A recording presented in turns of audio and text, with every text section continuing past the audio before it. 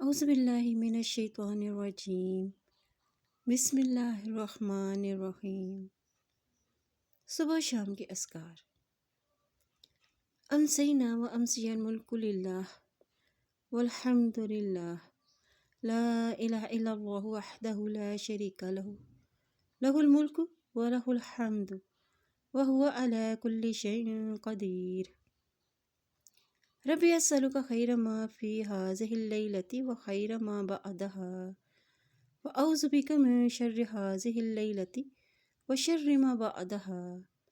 ربی اعوذ بک من الکسل و سوء الکبر، ربی اعوذ بک من عذاب فی النار و عذاب فی القبر۔ ہم نے شام کی اور کائنات نے شام کی اللہ کے لیے، اور تمام تعریف اللہ کے لیے ہے۔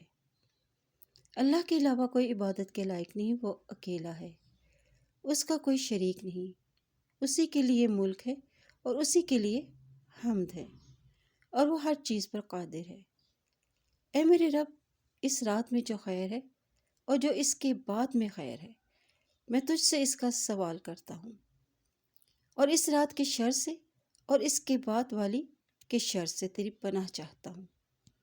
اے میرے رب، میں سستی اور بڑھاپے کی برائی سے تیری پناہ چاہتا ہوں۔ اے میرے رب، میں آگ کے عذاب اور قبر کے عذاب سے تیری پناہ چاہتا ہوں۔